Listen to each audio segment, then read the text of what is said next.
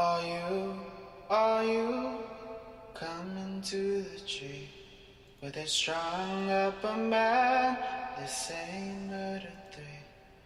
Strange things that happen here, how stranger would it be if we met at midnight in the hanging tree?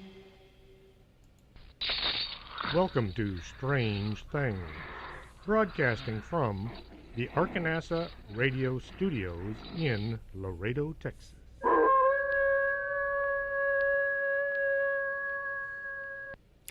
And welcome to the show. I'm Chris James, your host. This is October 7th, 2017, episode number 75. Tonight we're going to be talking about strange jobs from around the world. Before we get to talking about strange jobs, I'd like to invite anyone listening to the Book Warehouse, 1600 Water Street in Laredo on October 28th at 5 p.m. We'll be having a book signing and a meet and greet. Hopefully some of the guys from the Laredo Paranormal Research Society will be there with me. I'll be signing copies of the LPRS book that I wrote a few years ago. I'll bet on more than one occasion you've thought your job is the worst, even worst in the world. So my wife suggested I look into some really strange jobs to find out what's going on the rest of the planet. Now, there is such a thing as a professional mourner, also known as rent-a-mourner. Mostly in Africa and China and the Middle East, people are paid to go to funerals and mourn for the deceased. This came into being as young people moved to the cities and looking for work. When the elderly passed on, instead of spending the first full handful of cash that they had returning home, it was a lot easier to hire somebody to go to the house and mourn in their place. And then there are always those folks who no one much cared for. If there was a sufficient amount of money left in the will, the family would hire mourners to at least give the impression someone was sad at the passing of somebody nobody really liked. The mourners will even audition for the job. They show off their ability to cry and scream. They throw themselves about and pretty much carry on like they even knew who the person was that had died. This ancient practice has been mentioned in the New York Times as early as 1877 and is for some highly desired career. Basically, it's what it sounds like. Men and women get cold hard cash in exchange for their tears and vocal weeping. The goal being to create a more mournful atmosphere. The United Kingdom is even getting in on the act. In Taiwan, people like to have dramatic funerals, which has sparked wealthy families to hire professional mourners to cry and crawl on the ground to show their grief. The professional mourners come equipped with their own formal funeral garb as well. Cuidaceiros, also known as car guards. In Costa Rica and Brazil, if you've ever parked your car in a seedy neighborhood, you usually wonder, will it still be there when you get back? You get back to your car, and if you're lucky, it still has 4 tires, and the radio is still in the dashboard, and maybe the paint hasn't been scratched all to heck. You park your car and some slightly less worrisome individual comes over and offers to watch your car while you're away. He may be watching all the cars along that street or in a parking lot. I remember when me and my wife got married, we had to hire about 8 guys, all in uniform, that stood around outside guarding the cars.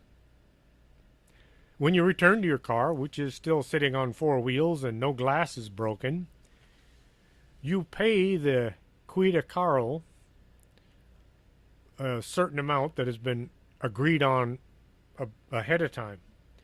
Plus, you want to tip this guy. The going rate is between $1 and $10 per evening. It's a really bad idea to try to stiff them. These guys have well-developed throwing arms and will take out your back window with a rock. Just pay them what they've earned. Be glad you still have your car. In Amsterdam, there are bike diggers or fishers. Amsterdam is known as one of the most bike-friendly places in the world. They even claim there are more bikes in Amsterdam than people. To add to the mix, the place is a maze of canals. All those bikes around all that water, and somebody's going for a swim. If you ride your bike off into a canal, you can just swim back to the street, but your bike is going to the bottom. This has led to a business opportunity for someone. Amsterdam has the Water Authority. Their job is to keep the waterways clear for the boats that use them. Each year, the authority literally fishes thousands of bikes out in an effort to keep the canals free.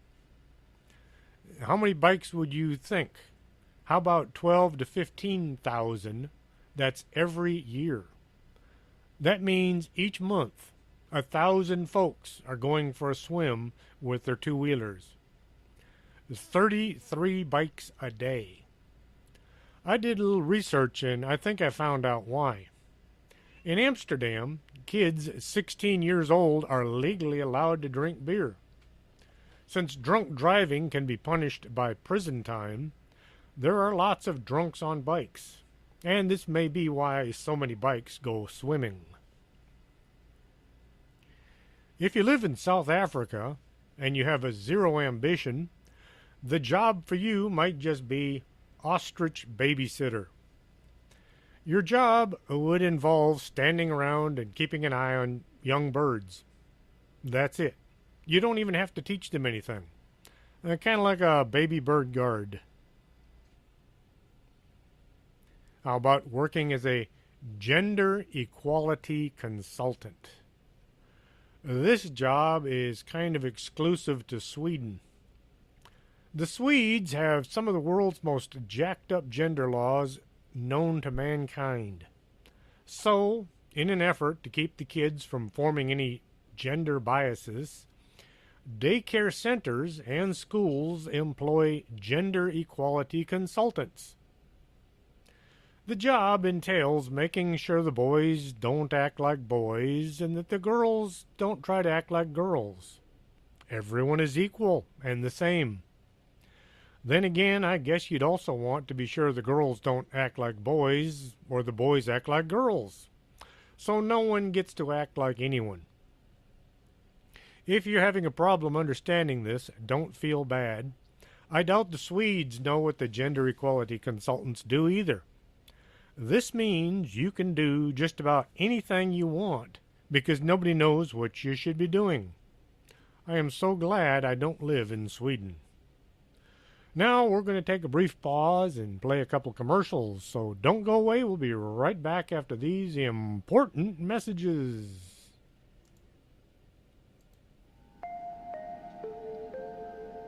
You're listening to Arkanasa Radio.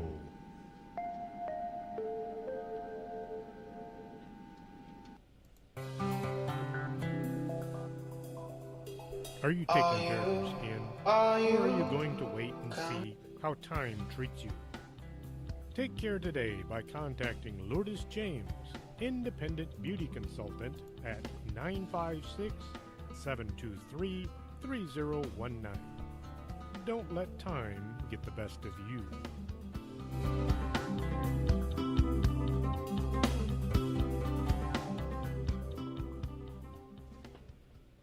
This is just great. I've got a cat wandering back and forth across my desk as I'm trying to broadcast. Coffee, nectar of the gods. And at the Organic Man Coffee Trike, you'll find coffee made the right way, one delicious cup at a time. stop on by 4501 McPherson, Suite number 9. And remember, life is too short to drink bad coffee.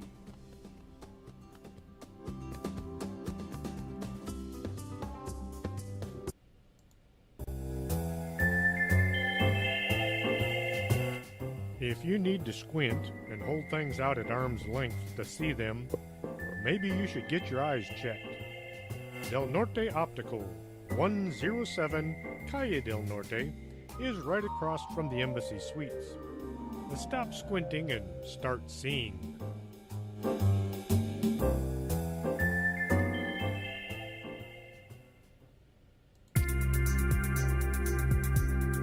This is Arkanasa Radio you've been listening to.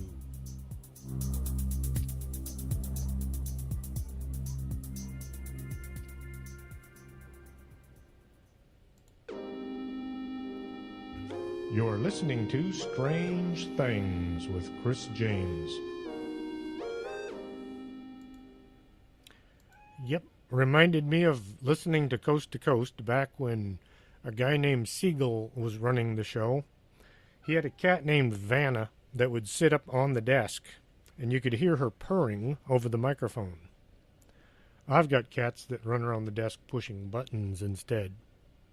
Anyway, getting back to some of these weird jobs throughout the planet. This Stanley Cup is the highly coveted trophy in the National Hockey League. The trophy switches locations all the time. Whichever country wins, the trophy is passed from one member of the team to the next, so everybody gets to display it in their dens.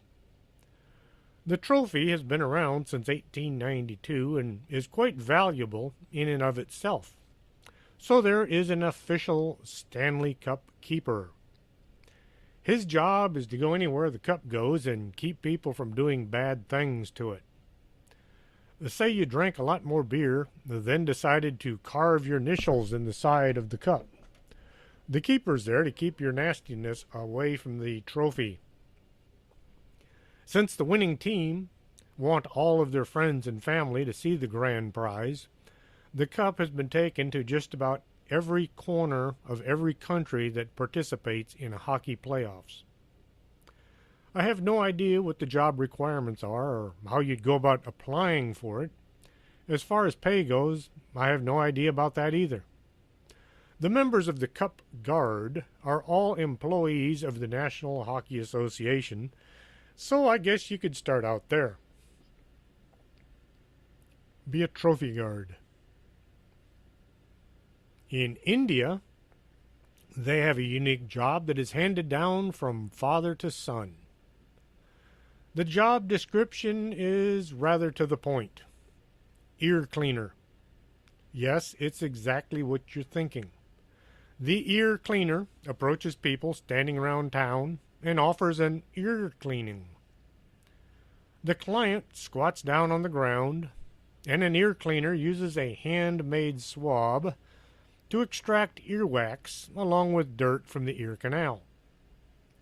You need a steady hand and a keen eye to do a good job and avoid accidentally puncturing the eardrum, since the swab is attached to a steel probe.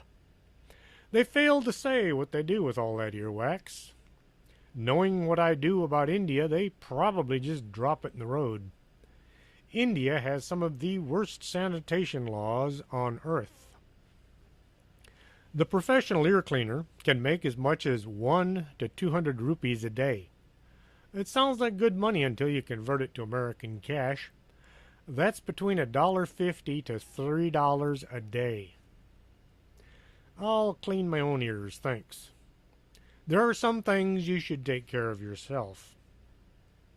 If you think you might want to earn a bit more cash, say $30 to $100 an hour, you might consider dog surfing instructors as a career choice.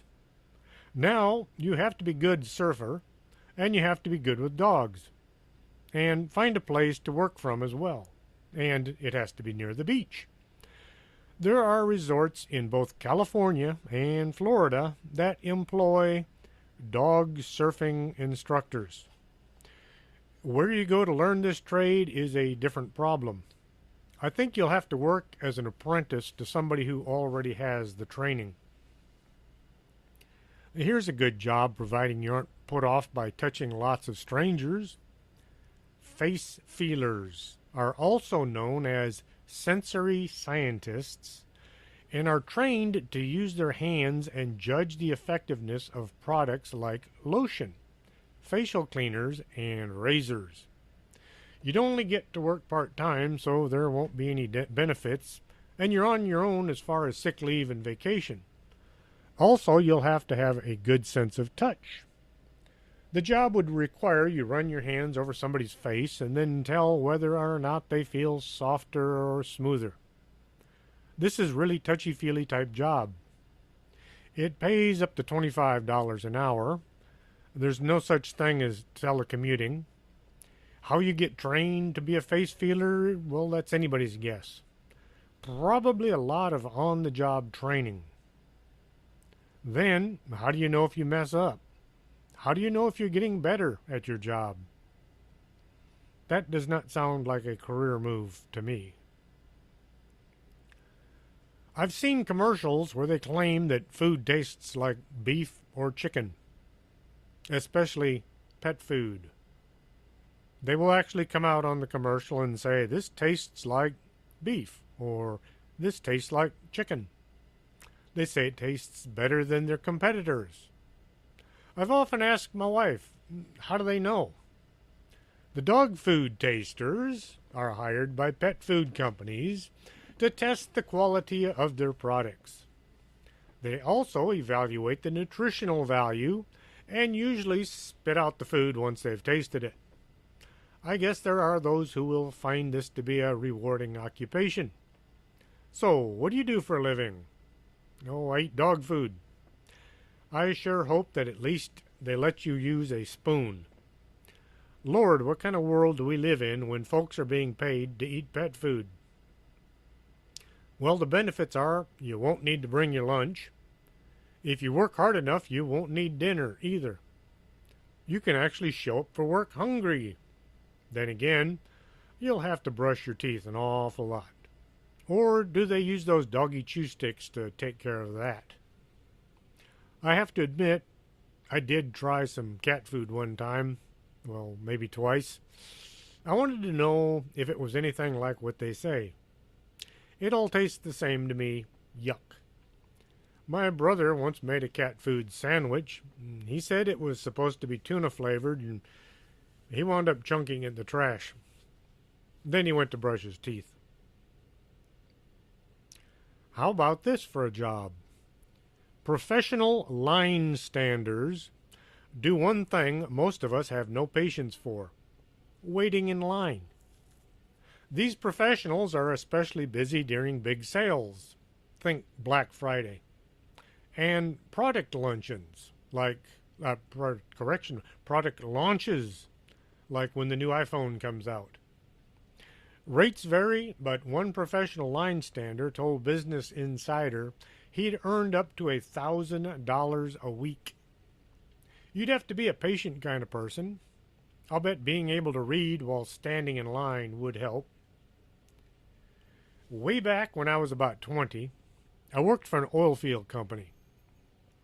Back then, all vehicle registration came due in April. In Galveston County, you had to go to the courthouse in order to register your vehicle. The boss would hand me a bunch of registration forms and a handful of cash, and I would go stand in line all day. The line would start filling at about 5 o'clock in the morning. By 8, when the doors opened, the line was usually around the building. I got paid to stand there all day. It only worked once I had all the trucks registered and had to put all the stickers on the plates. Well, the state changed the rules one year. You could only register 3 vehicles at a time. So I wound up standing in line for several weeks. The company had 109 trucks. Oh, how about this for a career? Fortune cookie writer. Yes, that is a real job, done by real people. Fortune cookie manufacturers usually hire freelancers or in house writers to come up with inspiring or witty fortunes. eHow.com estimates that these professionals earn about $40,000 a year. You need to have your own computer and a comfortable chair. Then you have to come up with sayings like, "You will soon meet your maker." No, I don't think that one will work. "You'll soon meet your true love," which might not be good if the person is already married. How about, "That wasn't chicken"? No, I think I'll let somebody else write fortune cookies. You do know the fortune cookie comes from the U.S. and not China. Makoto Higawara of Golden Gate Park's Japanese tea garden in San Francisco is reported to have been the first person in the U.S. or the world to have served the modern version of the cookie when he did so at the tea garden in 1890, or maybe it was the 1900s. That's Japanese, not Chinese. The fortune cookies were made by a San Francisco bakery, Ben Kyoto. In 1989, fortune cookies were imported into Hong Kong and sold as genuine American fortune cookies. Now, how about this for a career? The Duck Master as opposed to the Thigh Master. In the immortal words of Robert Ripley, believe it or not, there is a hotel in Memphis, Tennessee that has a person whose job it is to escort ducks to and from their lobby fountain twice a day. So, for the last 50 years, this was the task of a bellman named Edward Pembroke, who from 1940 to 1991 performed this duty in addition to handling luggage at the Peabody. Edward was also a former animal trainer. Now there is also a Peabody Hotel in Orlando, Florida, and yes, they have their own duck wrangler there as well. According to their website, this march is done at 11 a.m. and 5 p.m. daily at both hotels, and many celebrities from Hollywood have stayed just to witness this. By the way, the ducks have their own Facebook page. The hotel restaurant, the Chez Philippe, is the only French restaurant in the world that does not offer duck on their menu. When off duty, the ducks live in their Royal Duck Palace on the hotel's rooftop. The $200,000 structure is made of marble and glass and features its own fountain with a bronze duck spitting water. It also includes a small house, which is a replica of the hotel, where the ducks can nest with a soft, grassy front yard. Raised by a local farmer and friend of the hotel, each team of Peabody ducks lives at the hotel for only 3 months before retiring from their duty and returning to the farm, where they are free to live as wild ducks. With a return to the great outdoors in mind, the hotel recognizes its resident waterfowl as wild animals and do not domesticate them or treat them like pets. If you want to be a duck master, you'll have to apply at the Peabody as a bellhop and hope for a promotion. Now, on the other side of the equation, how about the official bird deterrent? In Rajasthan, India, the exquisite 5-star Ramba Palace in Jupar employs 2 people as flag wavers to keep the pigeons away from the hotel's courtyard fountain. Amusingly, the flags carry the image of a bird with a cross through it, kind of like the do not do whatever symbol, presumably to inform the guests. Not sure if it works on the pigeons. The pigeons tend to poop a lot, and the management didn't want their fountain covered with this unsightly mess. So they hired these two guys to keep the pigeons away. This job sounds so much better than professional ear cleaner, and it probably pays better too. How about being a chimney sweep? It is actually a good job, and it is necessary if you don't want your house to burn down. This old profession has existed since before the Victorian era and still exists today. It's still a dirty job since it deals with removing soot and ash from chimneys, but it's changed entirely in terms of professionalism. In the old days, children were hired to do the dirtiest work since they were small enough to crawl into tight places. Today, chimney sweeps are professionally trained technicians who do more than just clean your chimney of soot. They also install, diagnose, and repair the full-range venting system. Back when I was a firefighter, a lot of the guys worked as chimney sweeps on their days off. You needed a ladder, a round-headed broom with attachable handles, and yes, a top hat. In the movie Mary Poppins, Dick Van Dyke wore a soft hat, but the pros all wear top hats. You place a cover over the fireplace before climbing up onto the roof, where you'll shove the first section of the broom down into the chimney flue. You scrub it up and down to dislodge all the soot and ash. Then you screw the next section of handle on and continue pushing the broom down and scrubbing as you go. Once you get to the firebox, you scrub up and down to be sure you get the spots where the soot and ash will be the thickest. Now you detach all the handles and put the round-headed broom away.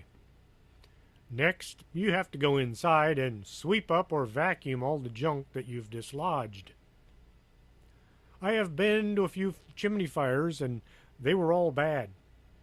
One still sticks out with me as being what I have to say was the weirdest. The call came in around 8 or 9 at night. The neighbor's house had sparks coming from the chimney. We rolled up, and I sent a crew inside with a hose to check on things and got busy hoisting a ladder and sending a CO2 fire extinguisher up to the roof. The inside crew said there was no fire in the firebox, and so we shot the CO2 down the chimney. I went inside to check on the attic, and I was shocked to find the family was still sitting in the living room, watching TV. They didn't want to go outside because it was cold and wet. My first thought was to chase them all outside, but the chief prevailed. After all, they were tax-paying citizens who had connections with the front office. The chief said, "Did I want to be right or keep my job?" The chief had managed to keep me out of trouble on many occasions, so I gritted my teeth and I ignored the family. As we were rolling up the hoses and putting things away, the family was still gathered around the TV. The chief told them they needed to get a chimney sweep before using the fireplace again. Well, it's time for another break, so we're going to play a few commercials. Don't go away. We'll be right back after these messages. You're listening to Arkanasa Radio.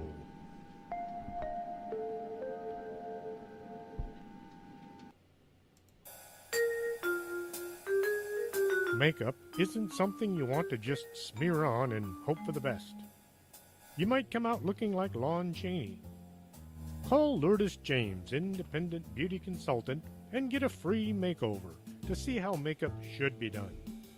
956-723-3019.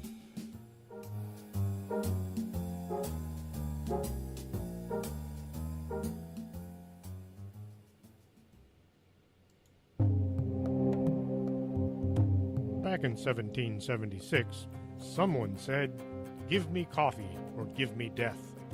And if that's how you feel, you should be at the Organic Man Coffee Truck. They make coffee the right way, one delicious cup at a time. 4501 McPherson, Suite number 9. Coffee, the stuff dreams are made of.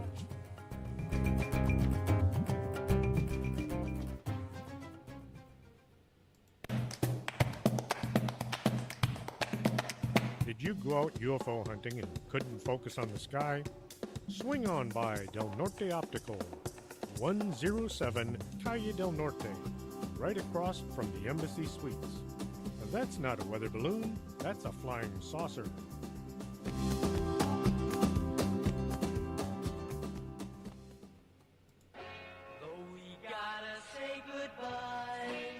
No, don't say goodbye. Stay with us. This is Arcanesa Radio. Quédate con nosotros. Estás escuchando Arcanasa Radio.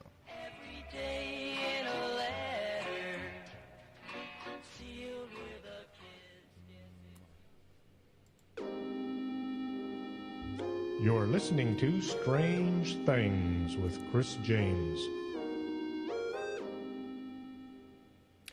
If you think your job smells, how about the job as odor tester? It doesn't pay enough, and it should come with a heck of a lot more vacation time. This is not a job for the faint at heart or stomach. Deodorant companies use odor testers to test their products. And just how do you test deodorant? You need a bunch of people of varying aroma and a warm room.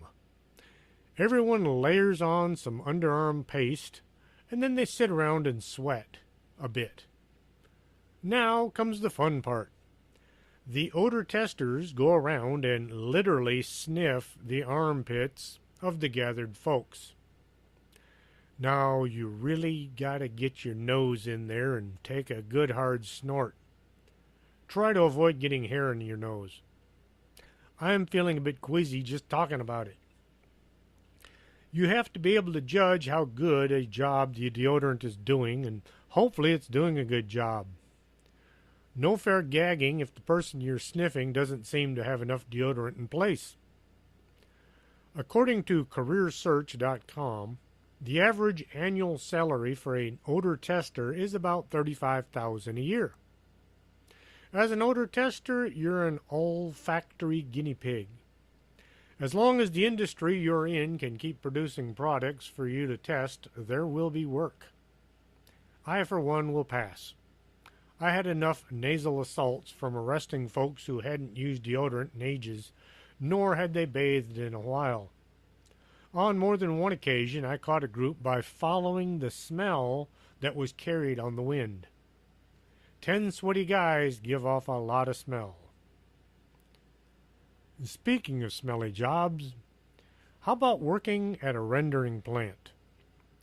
This is a processing operation where dead animals are recycled into products from human food to biodiesel.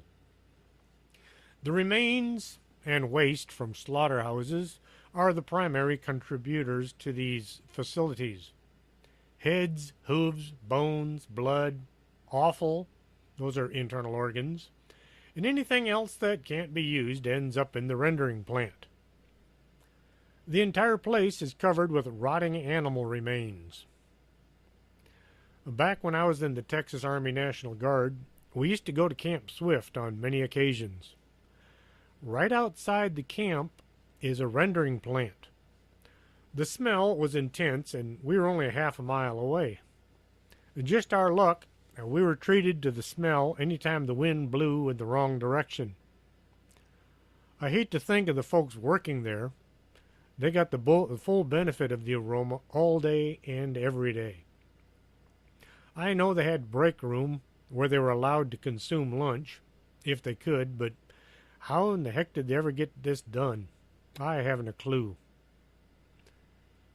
Now, in Germany, they have garbage detectives.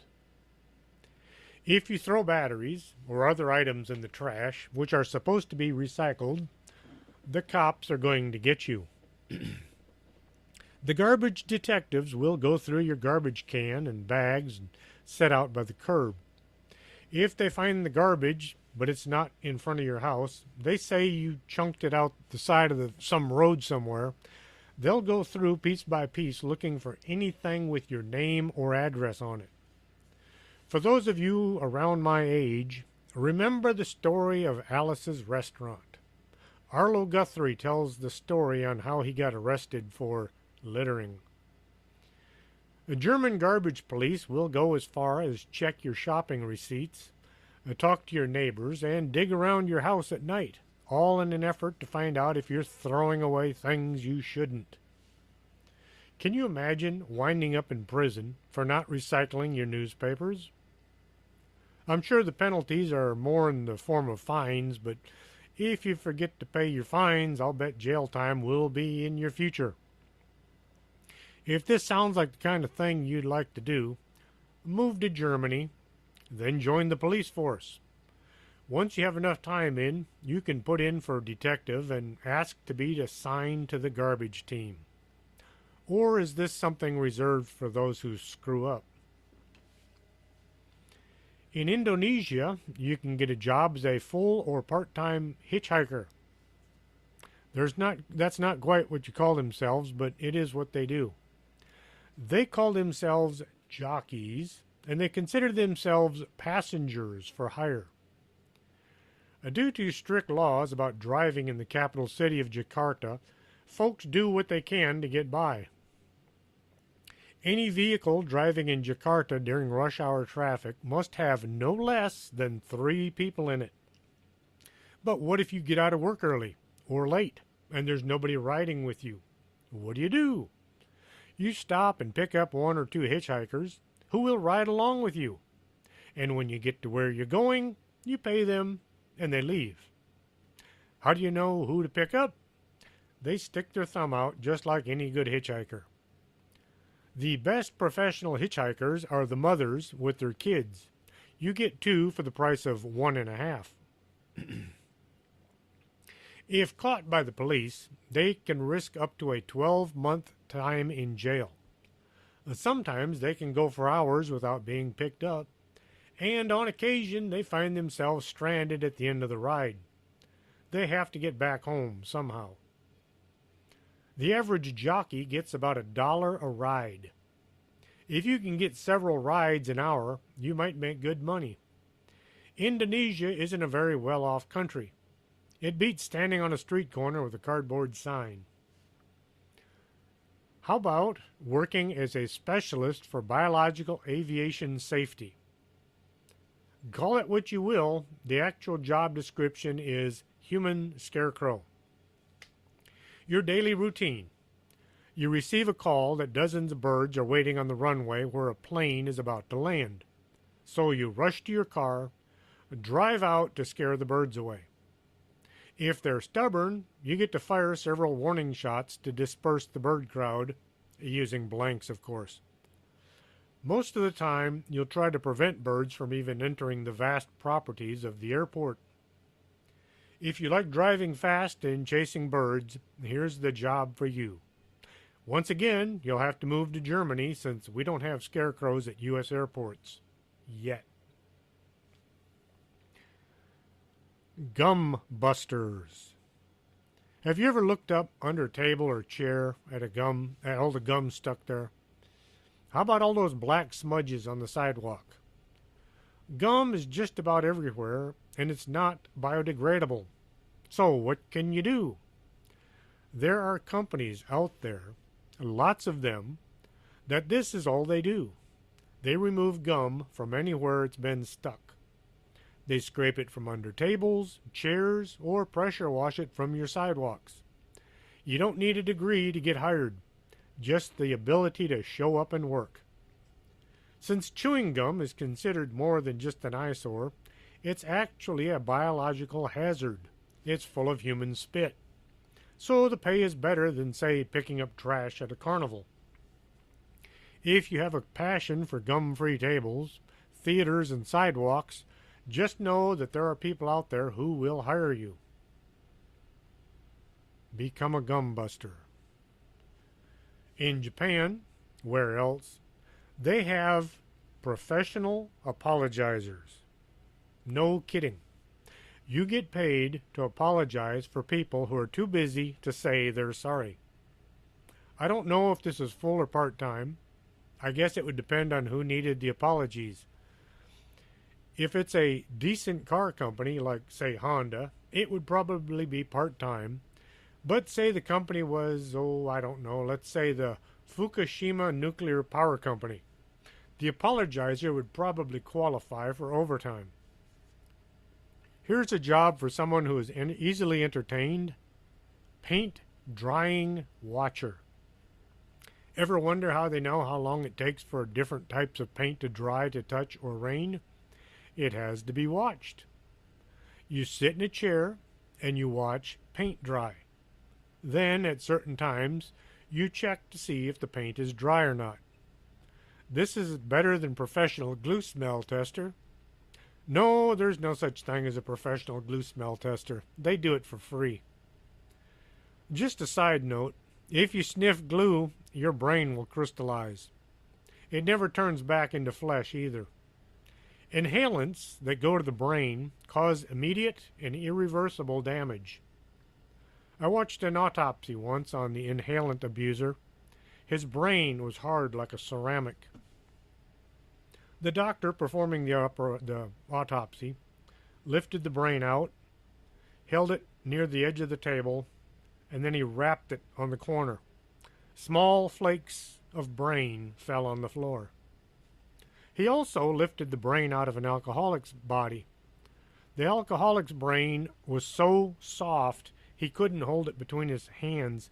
It kept oozing out between his fingers. Yes, that is a profession that takes a strong stomach as well. What's with strange jobs in Japan? The next job is called the Oshiya. The subway in Japan are so crowded they can't get the doors to close. So, the transit company hired Oshiya to push people into the train cars so the doors can close. Once as many people are in as possibly can while still breathing, the Oshiya starts shoving in more people. Then, when there isn't any room to breathe, the doors close, and now all you have to do is hold your breath until you arrive at your destination. If you'd like, you can watch these guys in action on YouTube. Just type in OSHIYA and enjoy, knowing you don't live in Tokyo. As a side job, these people work at gyms helping corpulent people get into their spandex. The job of a worm picker starts when everybody else is asleep. Before the sun is up, the worm pickers are out and about doing their jobs. The work is rather simple. You pick up worms and you load them into buckets.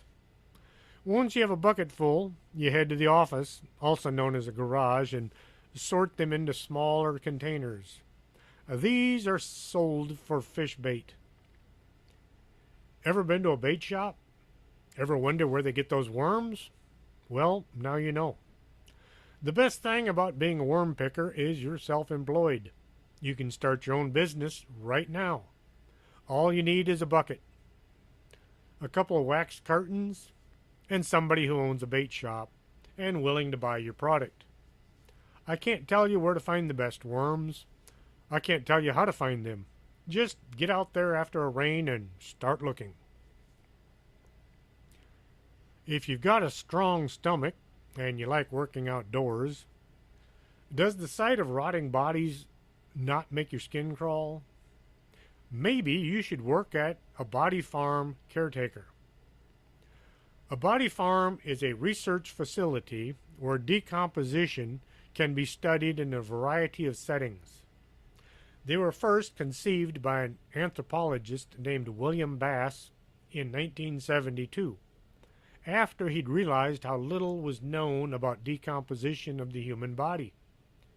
Previous to this, in the 70s, pig remains were used to study decomposition. The University of Tennessee in Knoxville is home to the original body farm. Today, there are 7 places throughout the country. If you're not there to research, you might consider taking care of the place. Somebody has to mow the lawn and pick up any trash. Just be sure you don't throw out any of the test subjects. And just what do they grow in a body farm? Well, they don't grow anything. They place human bodies in a variety of odd locations, like the trunk of a car or inside a 55-gallon drum. Then they sit back and they watch the bodies rot, so they'll know more about death and decomposition. If you ever watched CSI back when it was all about science and none of the personality troubles, it was a cool show. And a lot of the science came straight from one of the body farms. Once Hollywood found people liked science shows, they did their best to throw in every bizarre personality trait they could think of. The science took a back seat to all the love affairs and personnel problems. And then there are the rewards and the entertaining job of vomit collector. All those theme parks with all those stomach-tossing rides tend to have an effect on people. Some folks will try to eat a dozen hot dogs and then go ride the roller coaster of death. Well, things get messy. The kids hired to keep people moving and tell them to secure their glasses aren't capable of performing certain jobs. It's outside their pay scale. So the parks have to have folks on standby who can rush in and remove all that vomit from the seats and attractions. No one wants to sit in somebody else's lunch, especially if it's been partially digested. If this sounds like your cup of tea, just apply at any amusement park and be sure to tell them you want to be on the quick response ride cleanup unit. I don't know if that's the right name or not. Just fill out the application and mention you have a very strong stomach. Now we're going to take a brief pause and play some more commercials. Don't go away. We'll be right back after this. You're listening to Arkanasa Radio.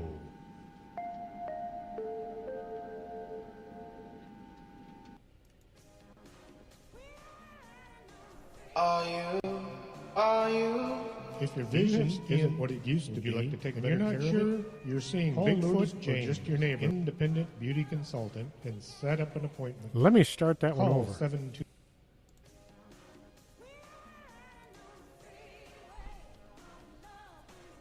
Do you have skin? Would you like to take better care of it? Call Lourdes James, independent beauty consultant, and set up an appointment.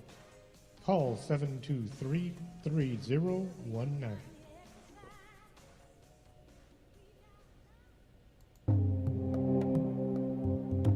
Back in 1776, someone said, "Give me coffee or give me death."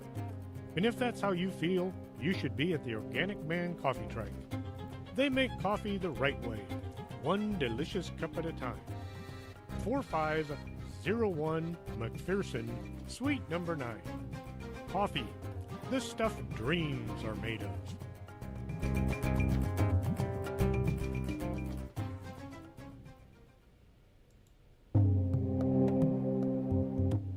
Did you go out UFO hunting and couldn't focus on the sky? You need to go to Del Norte Optical at 107 Calle del Norte and go have your vision fixed. That's not a UFO, that's a weather balloon.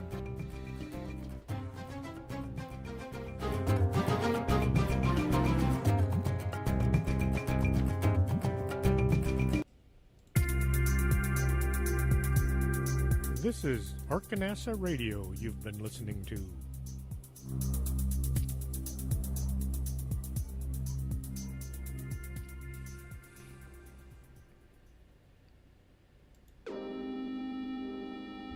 You're listening to Strange Things with Chris James.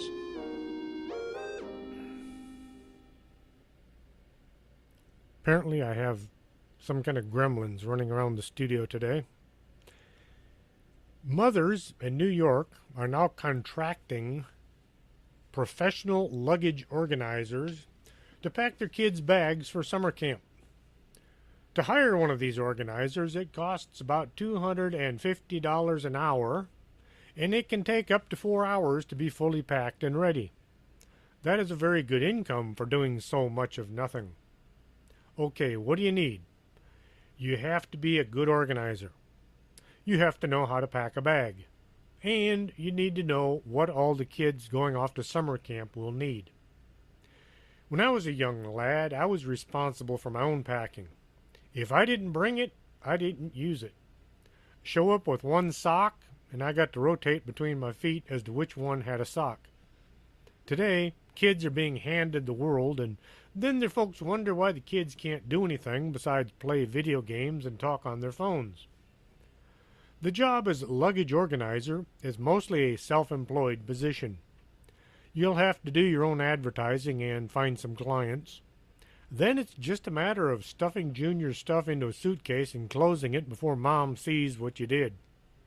If you're worried about the kid calling home to complain about the mess, when's the last time a kid said, "Oh, look, my bag is so neat and organized"? $1,000 to pay somebody to pack your kid's bag. How many bags can you pack in a week? How about this for a job? Bad stunt tester. Before any of the folks we watch on TV can try anything even slightly dangerous, somebody has to test it to be sure it's safe. Say the host is going to eat a bug. Let's make it a dried-out cockroach. And let's just call him Chip.